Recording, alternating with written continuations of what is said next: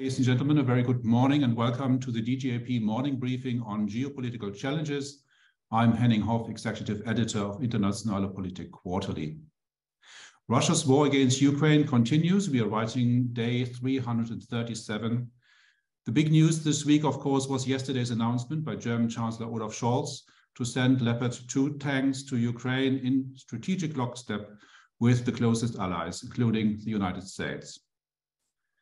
Germany, together with a number of other European nations, will equip Ukraine's armed forces with 2 battalions of Leopard 2 tanks, which means about 80 by the end of March. The training of Ukrainian soldiers is supposed to start immediately. Who seems to have been enabling this decision is Joe Biden. The US president overruled his Department of Defense and promised to send a battalion of Abrams tanks as well. They will arrive later, but Scholz got US cover, which he and his advisors clearly thought was needed.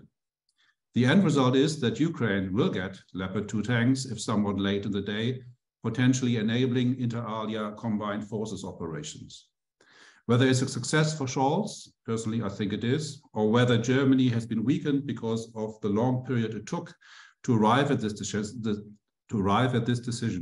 we will likely debate for weeks to come. The Leopard 2 question somewhat overshadowed another important event last week, the 60th anniversary of the Élysée Treaty, which Charles de Gaulle and Konrad Adenauer signed on January the 22nd, 1963. Franco-German relations were at a low point toward the end of last year when various disagreements led to the postponement of the Council of Ministers meeting scheduled for October. Some of the issues have since been resolved or at least diffused. In his speech, Scholz described the Franco-German relationship as a compromise machine, a term usually applied to the EU as a whole. The leaders also spelled out 7 strategic goals in an op-ed for Frankfurter Allgemeine Zeitung, but concrete results of the meetings were few and far between. To discuss this, the present and the future of the Franco-German relationship, we have 3 excellent speakers with us this morning.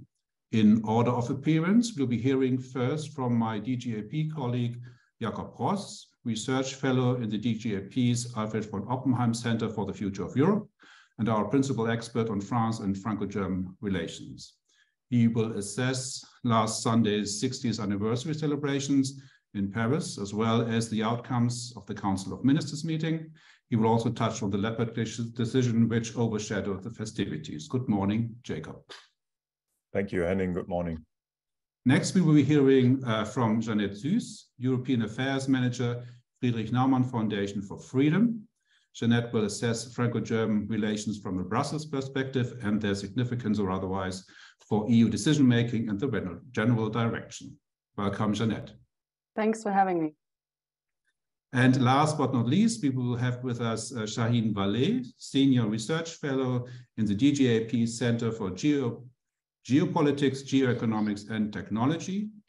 Shahin is part of a Franco-German expert commission on EU institutional reform, which got together for the first time last weekend. He will tell us more about this effort and also share his general sense of where the Franco-German relationship is headed. Welcome, Shahin. Thank you, Henning. Each speaker has, as you all know, 6 to 7 minutes for their introductory remarks. We will be opening up for your questions and comments after roughly 30 minutes. For the Q&A, please raise your hand, introduce yourself, and put your question in person to the panel. You're also welcome to submit questions and comments via the chat function. Please note that this event will be recorded and that we will have to close on time at 9:30 a.m.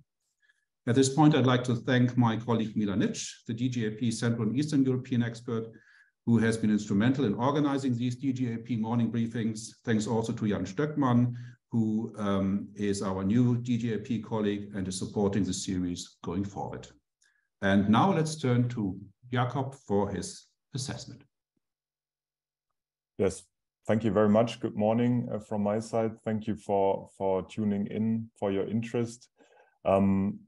As Henning just said, these morning briefings started out focusing on the developments of the Ukraine war and this war and the evolution of this war continues to dominate even other topics.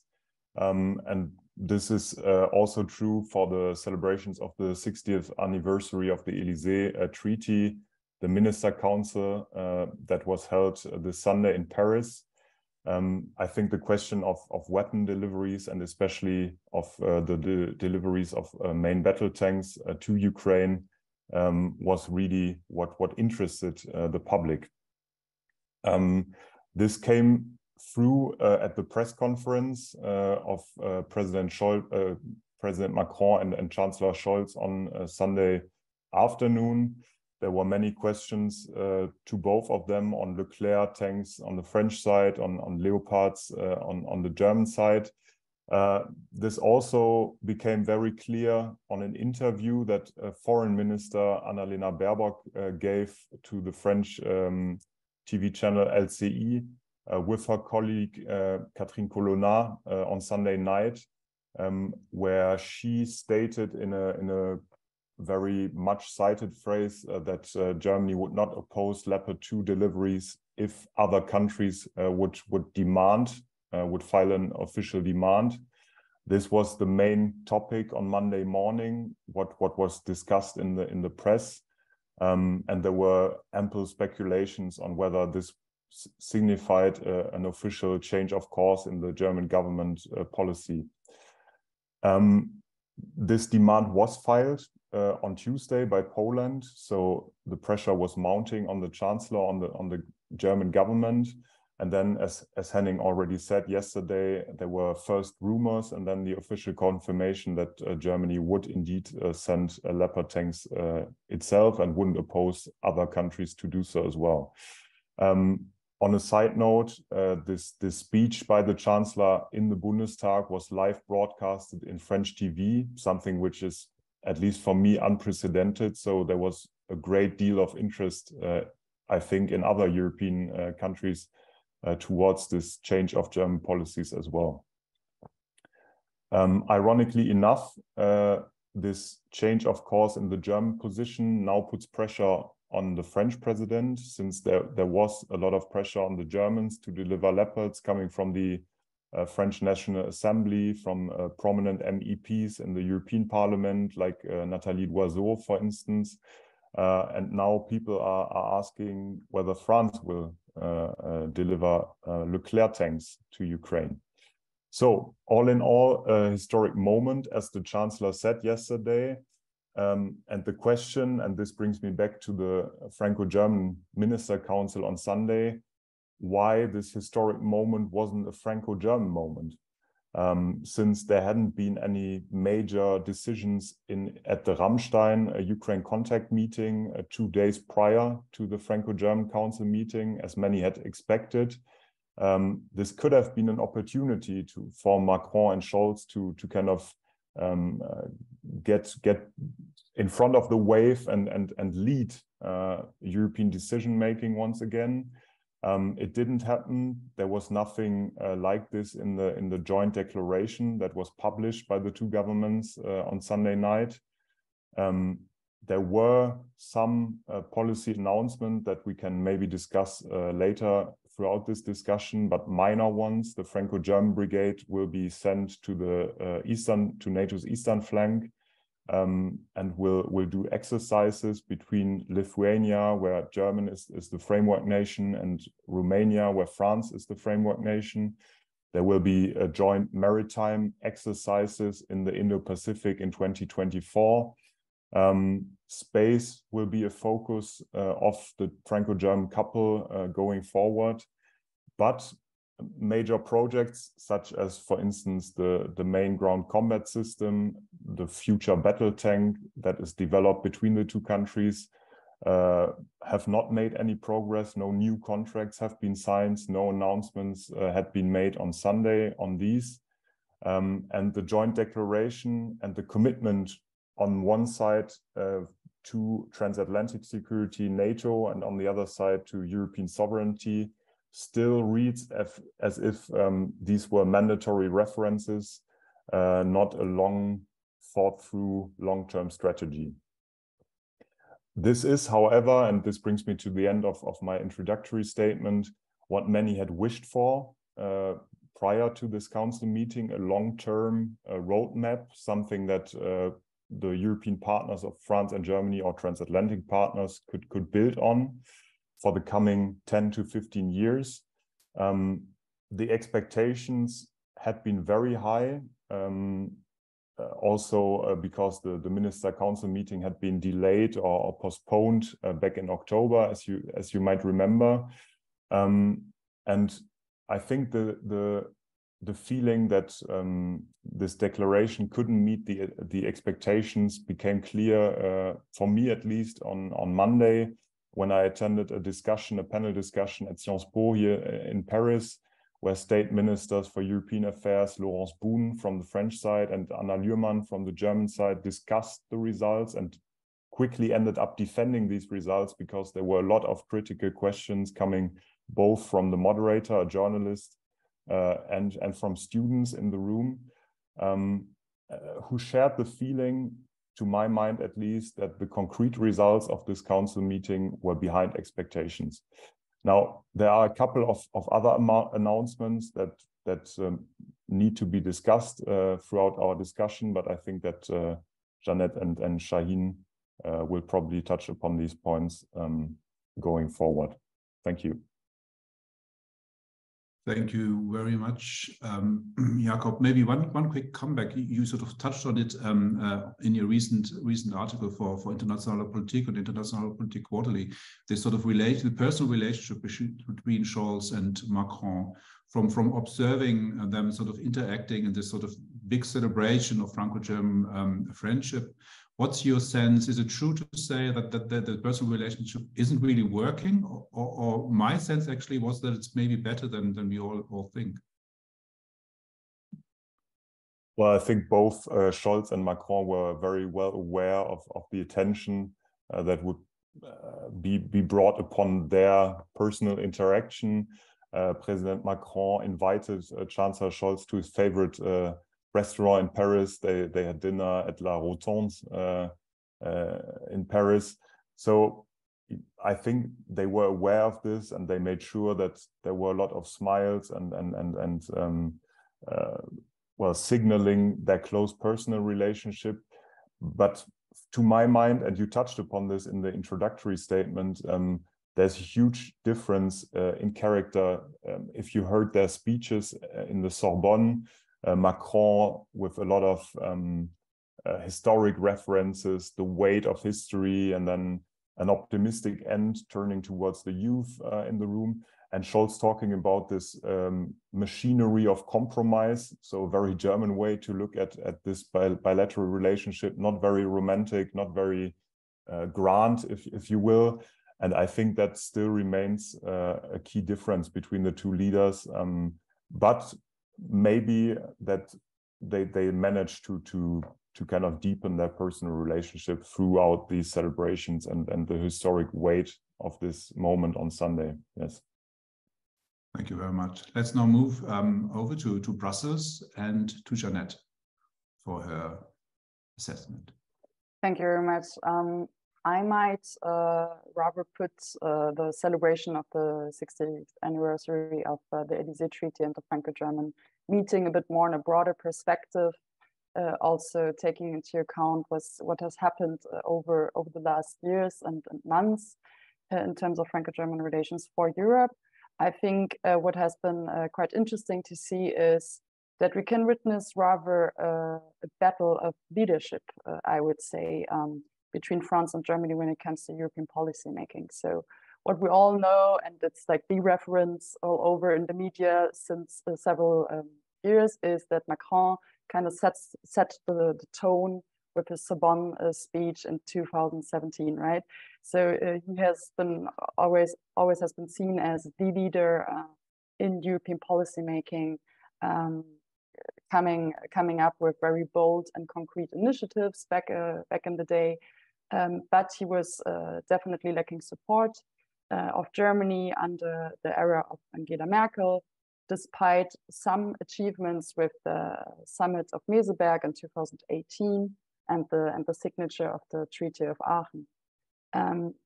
What we can also see is that France has definitely a very strong track record when it comes to shaping the EU, the overall EU discourse since the entry into force of French President Emmanuel Macron. We can see that with some patterns that are very typically known for French European policymaking, such as European sovereignty, a word or a phrase that has somewhat been not a natural reference for European partners, especially Germany, but is now taken up all over Europe, especially, of course, since the aggression and the war of Russia in Ukraine. Another pattern which France really shaped is a Europe that protects. So if you like, a bit more the counterside, the counterpart of a more liberal approach that Macron definitely has when it comes to economic affairs, but on the other hand saying, okay, Europe is also there to protect its citizens. And a last buzzword I would like to flag is the strategic autonomy. Germany always stresses that it has to be an open strategic autonomy, and this is of course crucial, especially when it comes to the international trade. But yeah, that's another pattern where France really showed its willingness to shape the EU discourse, and a bit more concretely speaking, in the recent past, of course, the French Council presidency, where France really managed to negotiate some of the major files in EU policy, such as the strategic compass, the DMA, GSA, the Women on Board Directive, carbon tax mechanism, or the minimum salary, just to name a few of them. And in comparison to that, for example, Germany, with its own council presidency starting in 2020, was of course also completely shocked and hit by another crisis, which back in the days, you all know, was coronavirus pandemic. But France then was hit by the Ukraine crisis. So it was two major crises. And I think we can all say that France did way better in managing these completely unprecedented and unexpected crises. So yeah, as said, in the former government, Germany, we really saw like a lack of vision and a certain stalemate.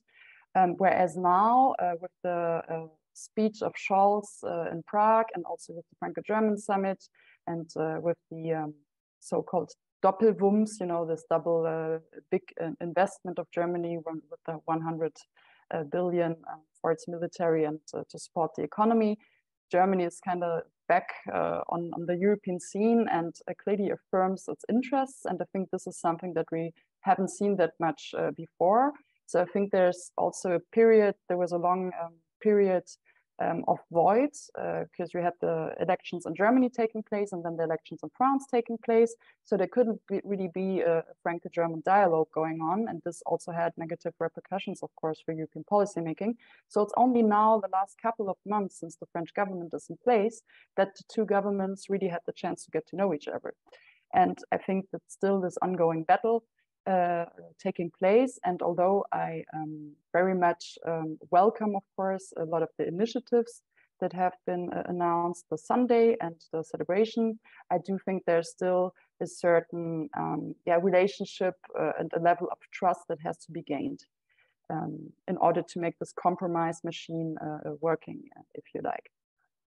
A second aspect I would like to flag is that, and that's also not something completely new, and that's something that also comes from France a bit more, but also Germany has it, is the diversification of networks. It means a bit the loss of significance of the purely Franco-German compromise machine, if you like. So Macron, as you know, is known for his disruptive style of policymaking. Before discussing the means and legislative tools, he first puts policy proposals on the table. I think we can all agree that he kind of behaved on Sunday and wasn't too bold or too disruptive this time. He really made sure to agree in advance on what would be announced. But yeah, France under Macron is a France that seeks for multiple coalitions. So he's rather a pragmatist. After he didn't really get the answers he was looking for from the former government under Angela Merkel, he definitely sought to diversify his network. For example, he was one of the first French president that traveled to all the Eastern European countries, to all of the countries actually of the European Union, when it came to the directive of posted workers, just for one example, or he reached out to Estonia and later to Lithuania to join the Takuba task force in the Sahel. And then of course we had, as you all know, the Quirinal Treaty with Italy, and now very recently, and I think on the symbolic level, that's also something that has to be flagged here. The signature of the treaty with Spain, the bilateral one. So he's definitely searching for other partners, and that's also a clear sign for Germany that, the Franco-German relationship has not to be taken for granted. And very recently, there's also been initiatives announced with the UK, with a new summit coming up this spring. As France still considers the UK a very reliable partner when it comes to foreign affairs, especially, and also the management of migration. Another third aspect I would mention is, as I already said, there was this void because of the elections taking place in both countries. And it's only now that there's some strategic core differences that really come or resurface, actually, when it comes to the future of EU integration.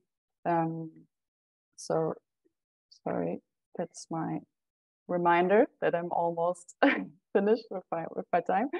So when it comes to economic policy, the energy mix, defense and strategic culture, although I'm very happy to see that there's a lot of concrete initiatives in the announcement. So on the one hand, we had the more overall speeches, of course, and the more symbolic announcement, but on the other hand, in the common declaration, we really can see a way forward when it comes to very innovative projects such as hydrogen, battery cell research. Jakob also mentioned the initiatives on foreign affairs and defense policy, but what we can definitely see is that there are strategic differences in core policies that resurface, and I think it's crucial for the member states and for the European Union in total to understand that France and Germany, they don't have to have the same positions, rather the opposite. They often have contradictory positions, but if these two countries manage to strike a deal, then it's really a good compromise for all the member states. So yeah, that's it, I think, for the several minutes I got. Thank you very much. I think we've surely a chance to dig deeper into the many aspects you have risen. Very interesting. With an eye on the clock, maybe we move on now to Shahin for his assessment. Thank you, Henning. Thank you for your invitation. Maybe I'll take a bit of a step back and start with.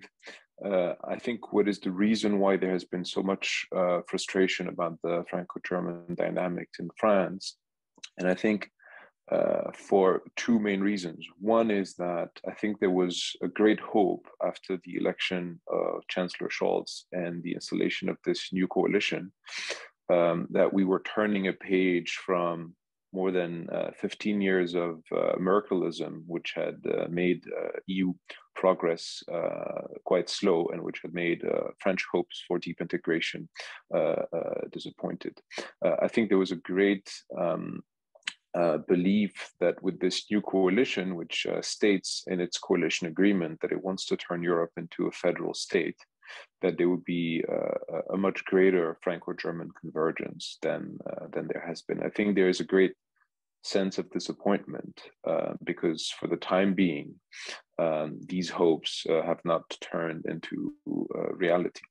And I think there is a second reason for the disappointment in Paris, which is that the war in Ukraine was viewed in Paris as a tragic event, of course, but also as an opportunity to make progress on a number of areas where France believed that Europe needed to move, and in particular on the question of defense.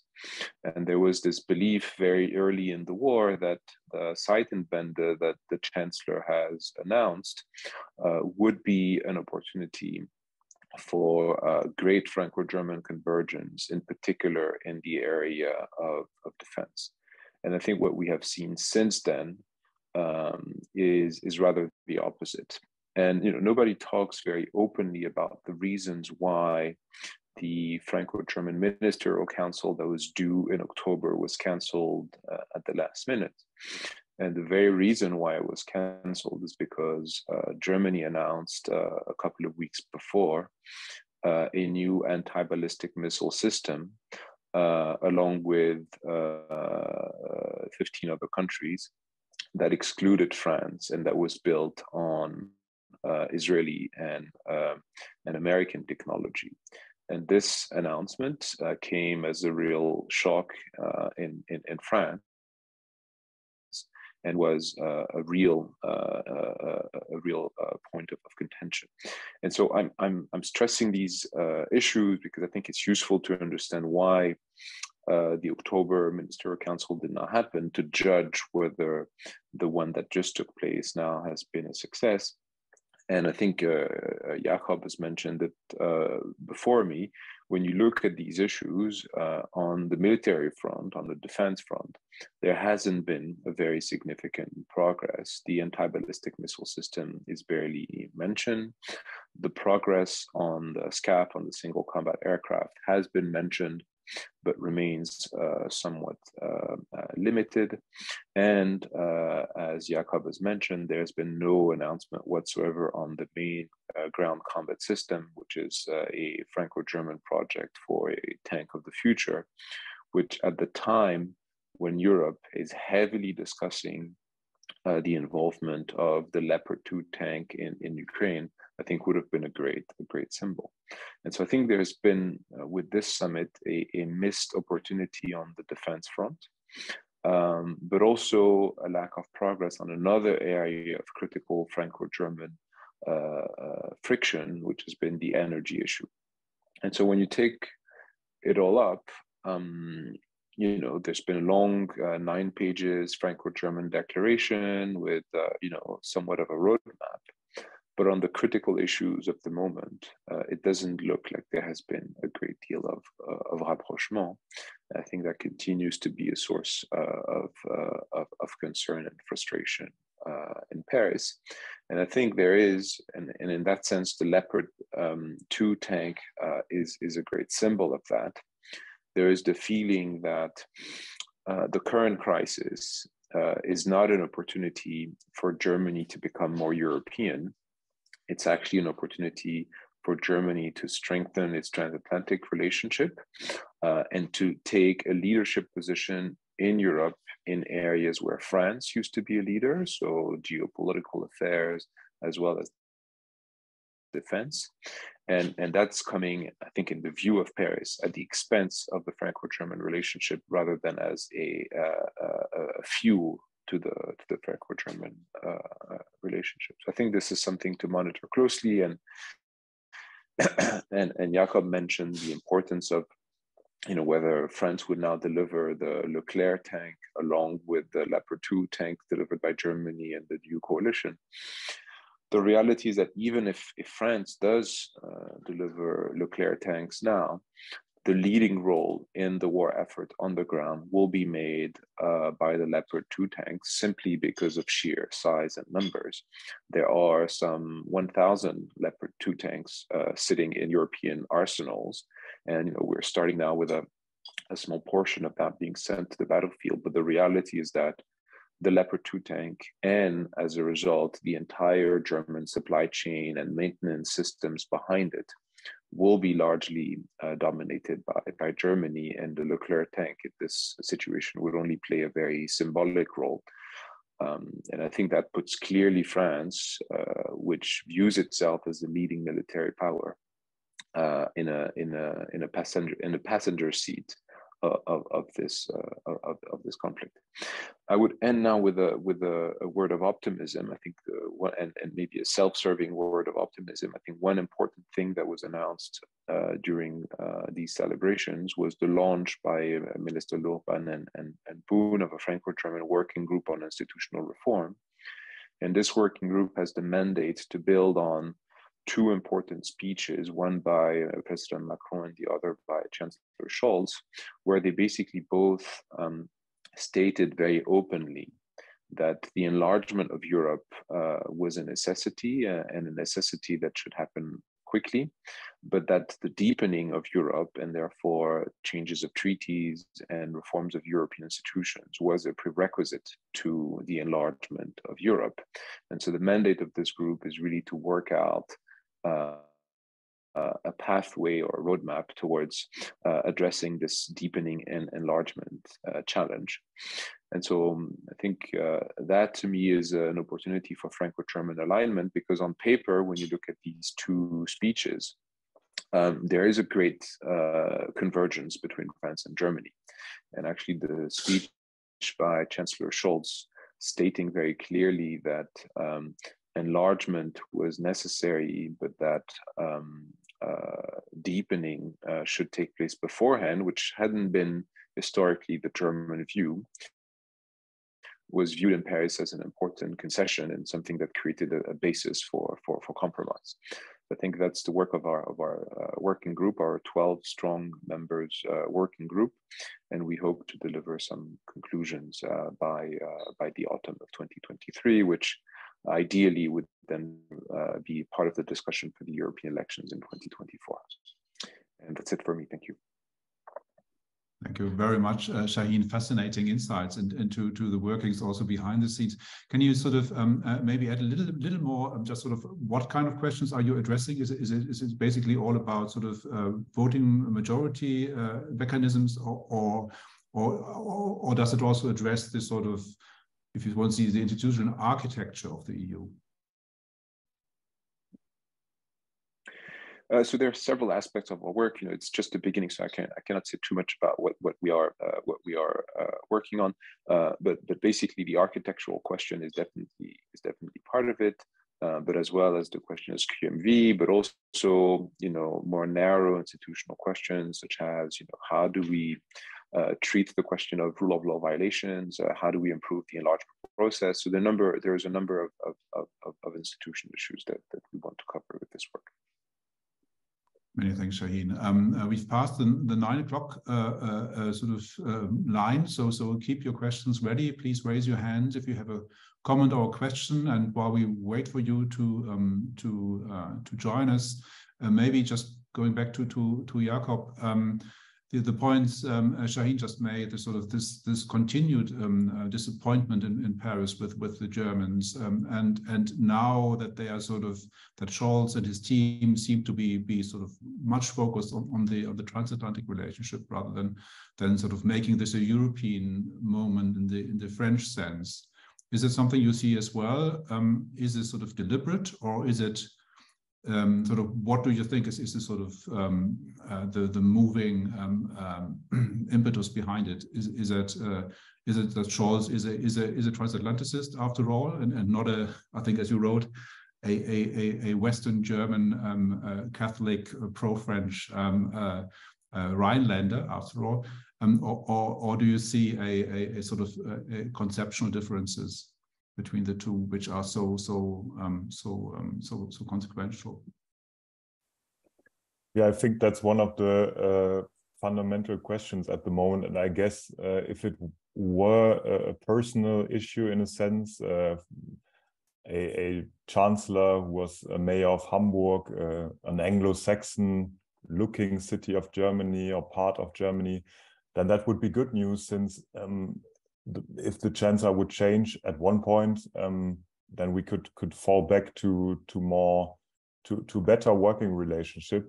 But I think that there's something more fundamental going on, which has to do with this perceived or real shift of European balances after Brexit towards the east of Europe that has been much discussed, including since the Prague speech that Shahin mentioned as well, of Chancellor Scholz, where he talked about Mitteleuropa, something that was very much commented in the French context, in the French press, since Mitteleuropa, at least from the French perspective, is often perceived as a geopolitical concept of European cooperation that doesn't include France. So there's a certain degree of fear, I think.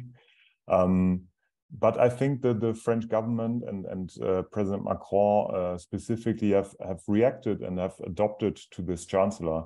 And one noteworthy thing is that he has been in touch with the ministries from the different coalition partners. He invited Annalena Baerbock, the foreign minister, the minister of economy, Habeck, minister of finance, Lindner, to Paris, and did these kind of bilateral, if you will, exchanges with German ministers. So I think President Macron developed an understanding of the German institutional system as well.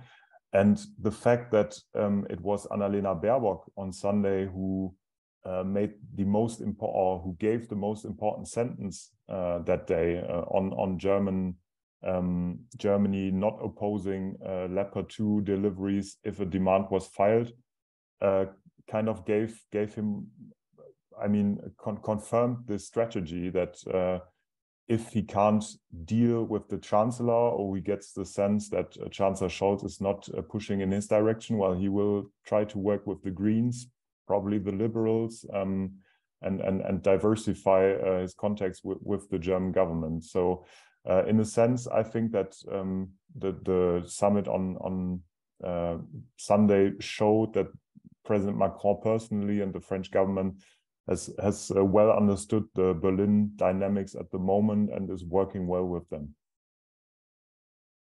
Jeanette, do you also want to come in on this question? And maybe I can put one from the chat also to you by James Willie.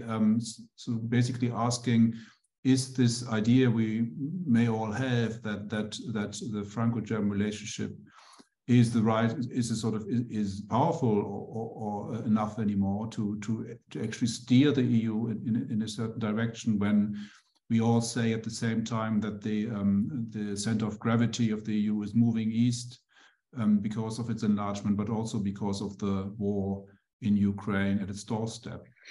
Mm-hmm.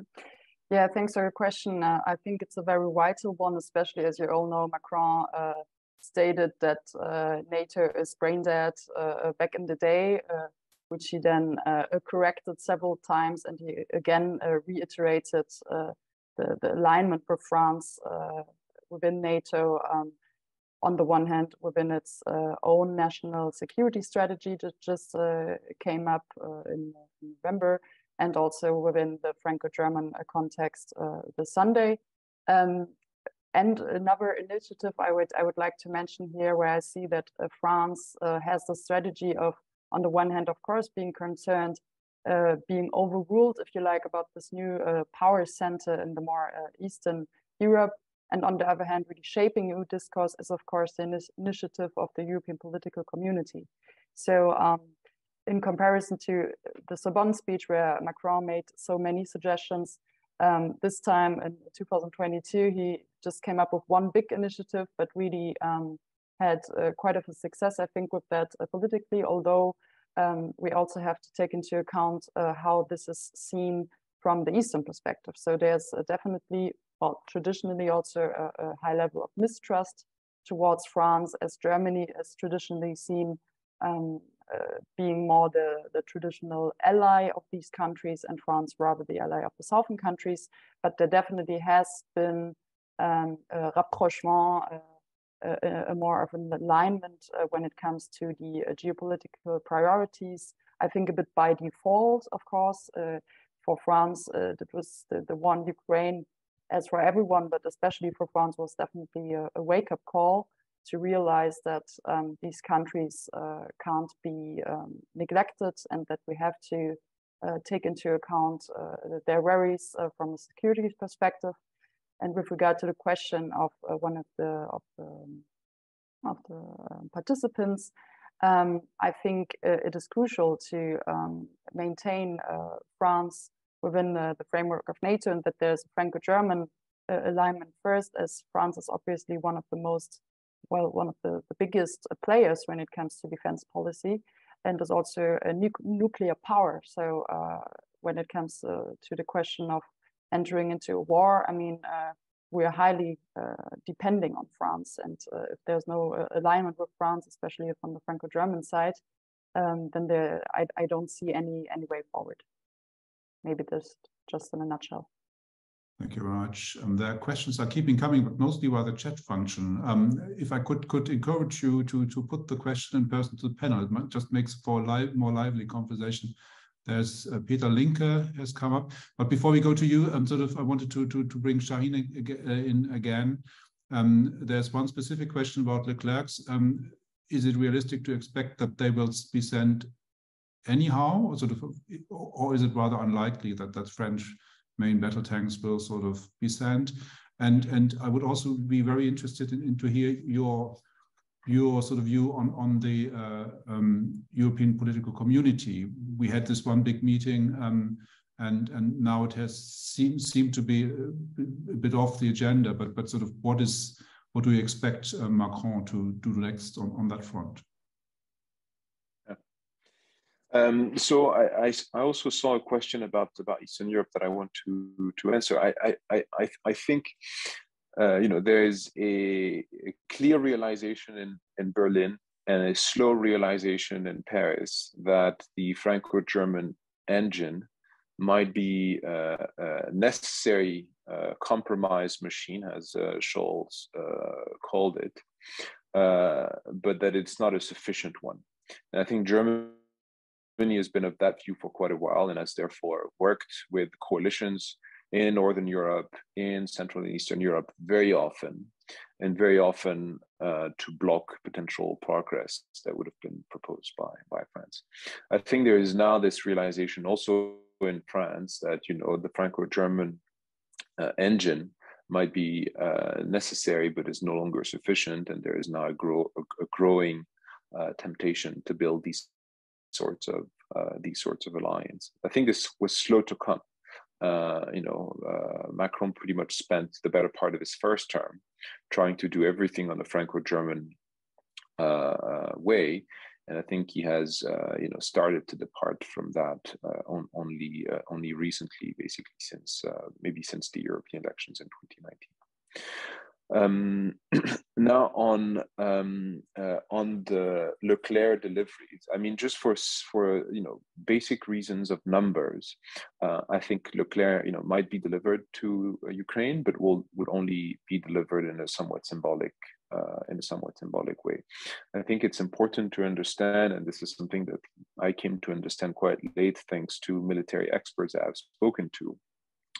The tank on the battlefield is really the tip of the iceberg, and what really matters is the entire supply chain, maintenance system, spare parts, ammunitions that stands behind it in the back line.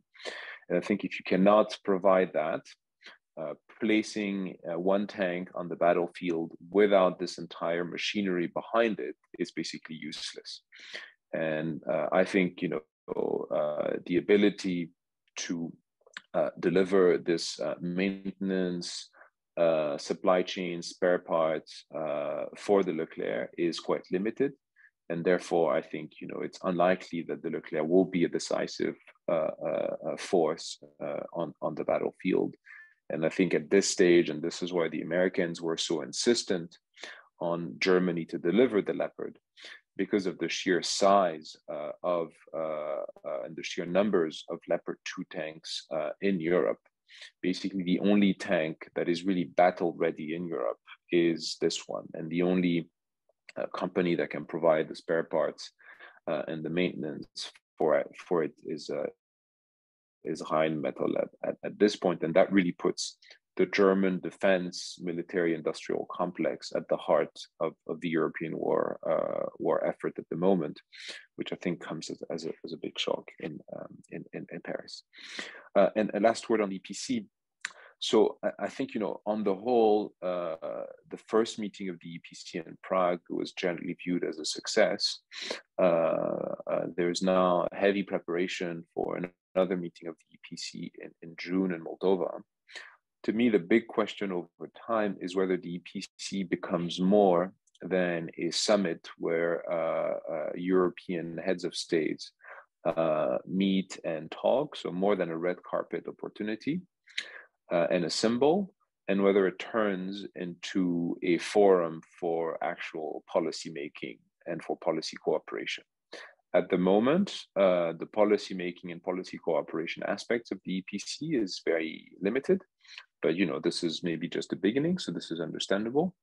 So I think the real test over the next 2 to 3 meetings is not so much whether heads of states can find one day every 6 months on their agenda to fly to a country and have a photo opportunity, but is really the extent to which this EPC turns into a policy machine and to a vehicle for actual policy cooperation. There is no clear evidence that this is happening yet, but I think it's a bit too early to judge.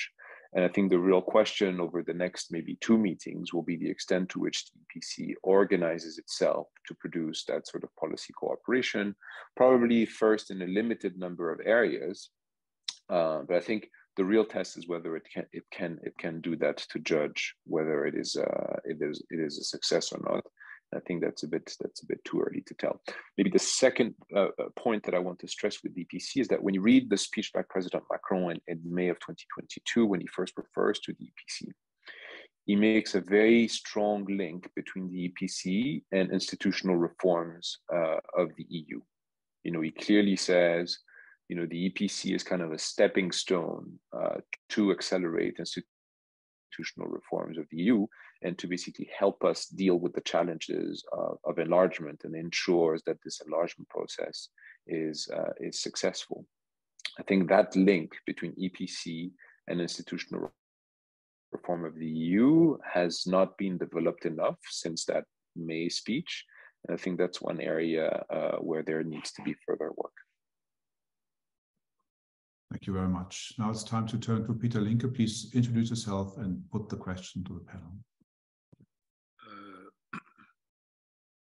Yes, my name is Peter Linke, member of the DGAP, and at the moment based in Almaty in Kazakhstan. So my question maybe is a little bit far off, but since there isn't that much of opportunity to talk about French foreign policy on the broader sense, I nevertheless ask them, and this is a question for Shahin Vallée. So the question is, to what extent the war into Ukraine impacts French relations with the former Soviet space, especially with Central Asia. So there is quite a lot going on between Uzbekistan and France at the moment, quite a lot of interesting projects. And the second question in this respect is, well, according to you, or in your view, to what extent does French approaches to Central Asia differ from German approaches, as demonstrated by Ms. Blabel? Thank you very much. Shahin, would you want to respond? I wish I could respond precisely, but I'm really not an expert in France's relationship with Central Asia. So I'd rather pass the question. I apologize. Jakob, do you have any comments? No, I'm sorry. I mean, I saw that there was another question on the Sahel, which I could respond to, but Central Asia, again, sorry, Mr. Linke, but no particular expertise on the French positions or strategies for this part of the world, which might speak to the fact that there's not enough, but yes, thank you very much. Sorry to disappoint, Jeanette. I think you're not kind of same for me. I think it's just interesting to see that there's a diversification, of course, of especially of international trade, but also Germany reaching out to other partners, right? In Asia, but also in other continents such as India or the Indo-Pacific. So I think it's a general tendency, but it's true that especially France reached out to Uzbekistan. But yeah, as the others, I'm not an expert on Central Asia. Sorry. Thanks very much. Maybe we can pick up another question from the chat, which I think is a topic Shahin, I remember, brought up a couple of years already.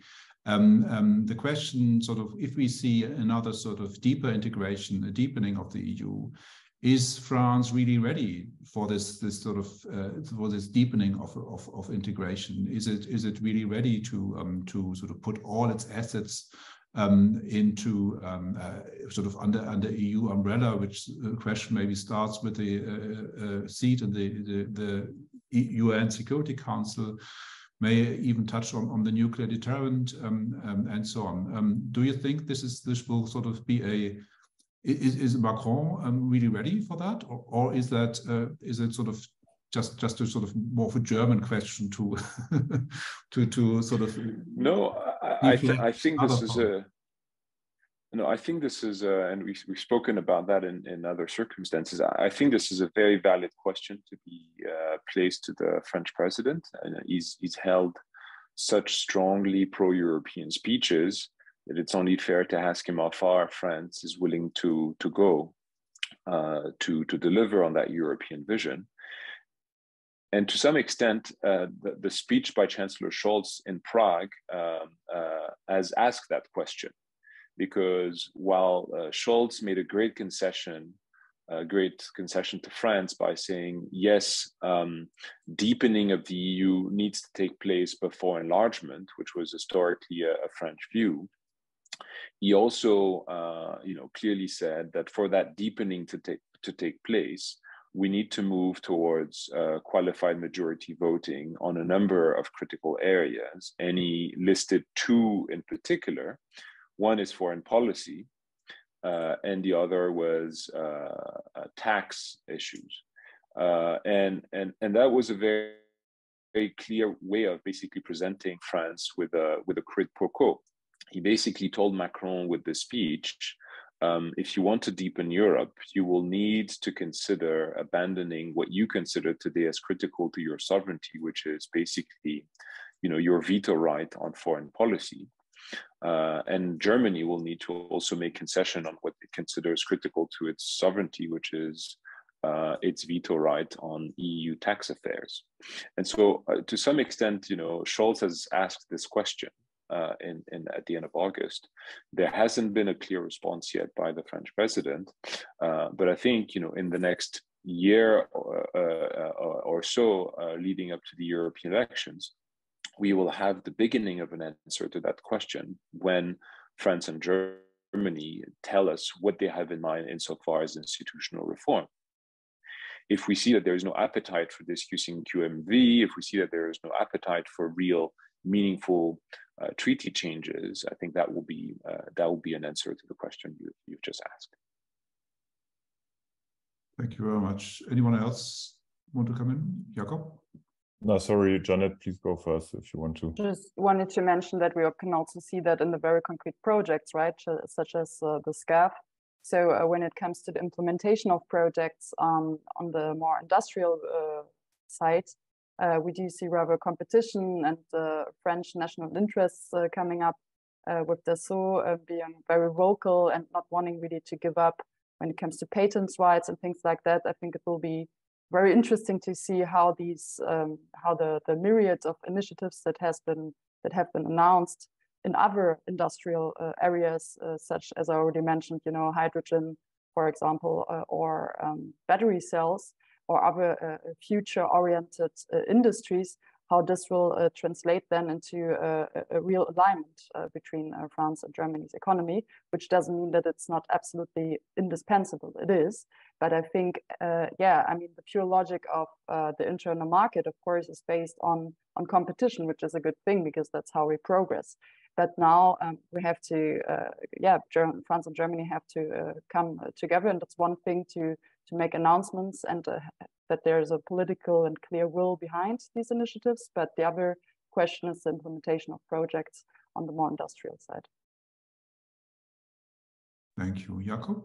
Yeah, just to add on what Shahin and Jeanette just said, I think that's where the sense of urgency comes from with regards to the results of the summit as well, because people are aware that at the moment we have a very pro-European French president.